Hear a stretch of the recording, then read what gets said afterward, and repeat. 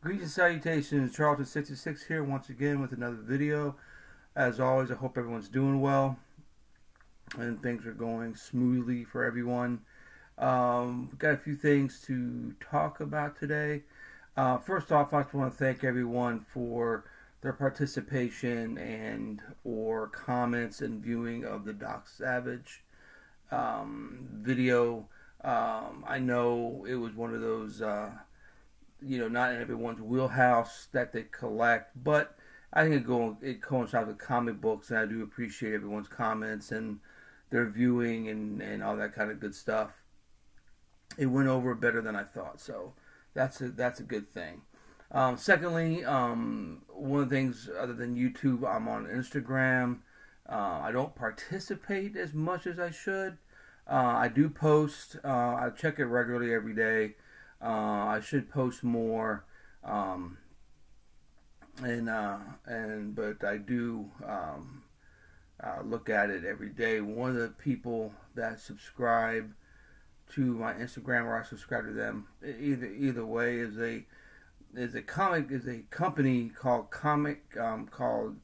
it's Captain Atomic, Atomic with a K, Atomik, www.captainatomic with the K.com, and they sell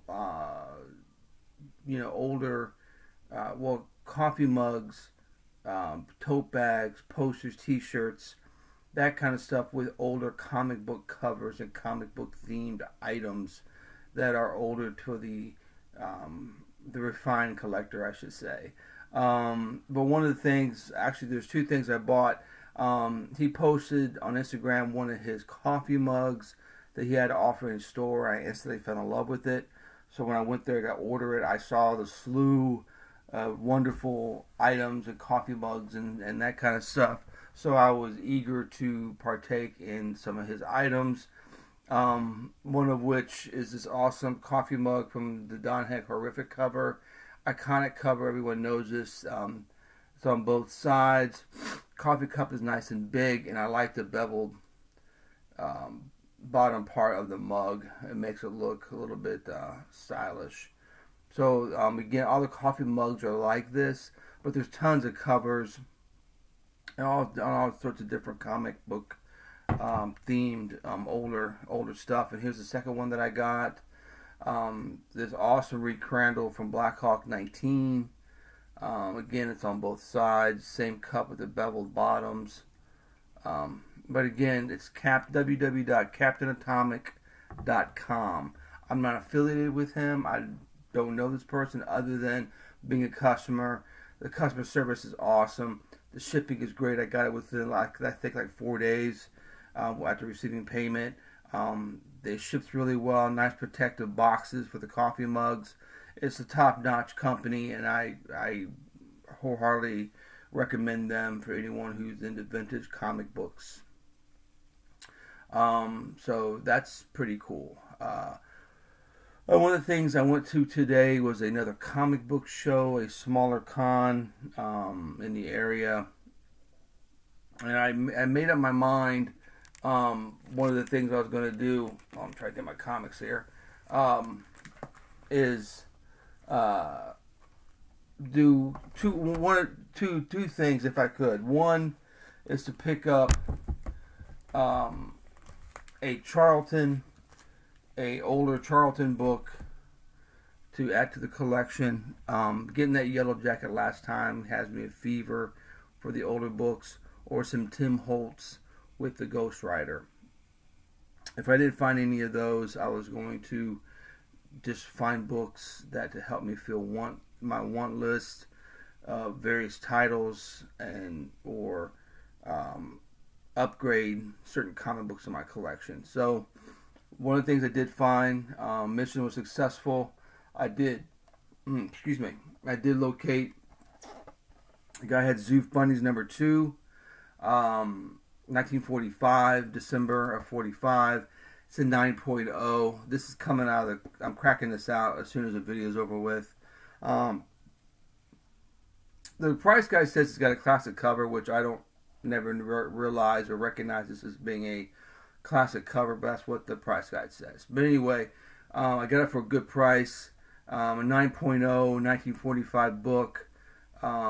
Charlton. It's they call it Children's Comics Publication. It was a subsidiary of Charlton Comics. So Columbia Distribution, Children's Publishing, that kind of stuff was all under the Charlton heading. But again, Zoo Funny's #2, which I'm very happy to have the collection. I'm not a funny animal person. I don't collect funny animal stuff, but when it comes to Charlton, I will make that change and collect that title, funny animal stuff, if it's Charlton. So I was very happy to get that book. It was on a dealer's table. He had a certain price on it, which was way too high. I talked to him for a little bit, knocked it down immediately to a price that was affordable, and it actually under guide. So actually, it was right around guide. I take that back, but it was much more affordable. It was almost double, almost half off the price of what he had on it, which I was very happy with that. So I took it right away. Next thing I picked up was some Astonishing Tales. I did not find the Tim Holtz that I was looking for. So I worked on some fillers, some books that I needed to upgrade, and this person had some. I'm a big Deathlock fan. I like the character a lot. So I got Astonishing Tales 27. Beautiful copy. Pick this bad boy up. Pretty nice. Astonishing Tales 28. Little Thompson machine gun action there. Nice. These are really nice shape. They're upgrading because some of these copies I bought when they first hit the stands, and I still have them. So I won't take them out of my collection, but these will be a replacement to have better copies, because I do enjoy the series and I like to have them in a little bit better condition than some of the ones I do have. Astonishing Tales 32, Slaughter in the Subway.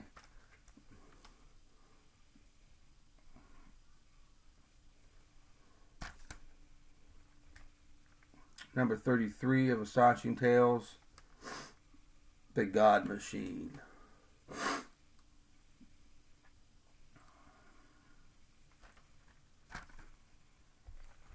And Astonishing Tales 34, The Man Who Controlled the World.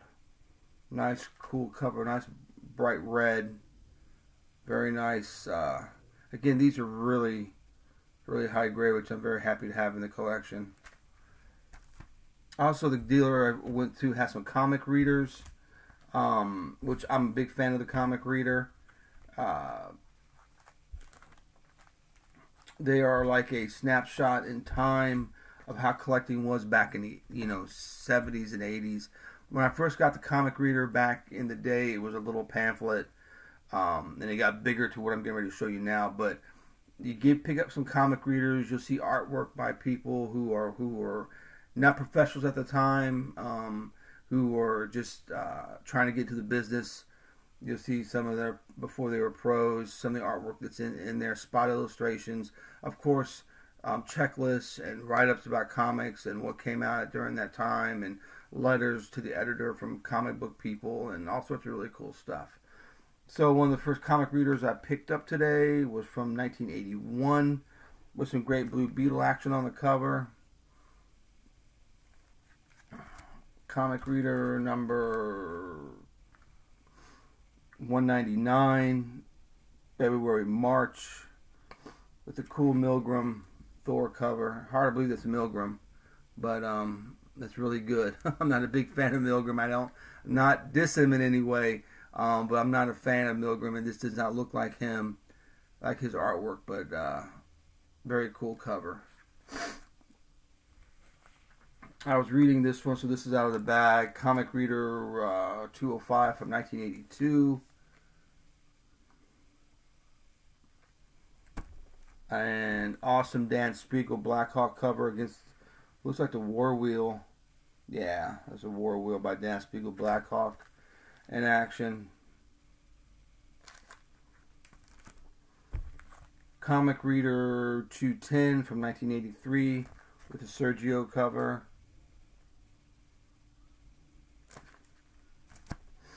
And I was feeling some machine. I needed some Machine Mans.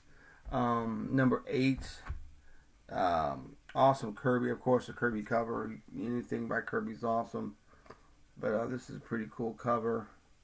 These are only like $3 a piece, and they're really high grade. And this is number 9 with Kirby and my man Bob Layton doing the inks on this. I think I like Bob Layton a lot. He's one of my favorites, but I think his inks overpowered Kirby on this. But it's still a good cover nonetheless. And I found Mini Ghosts of Dr. Graves number 10 with an awesome Pat Boyette cover.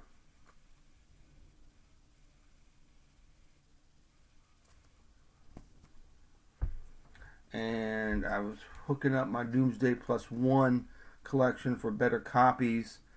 This is number 4, early John Byrne artwork.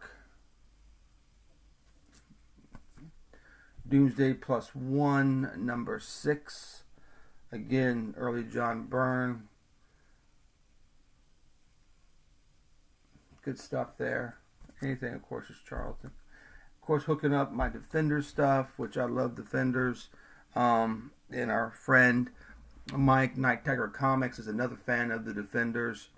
I picked up number 49 with some Moon Knight action going on the cover. These are only like $3 as well. And the last book I got was Defenders 53.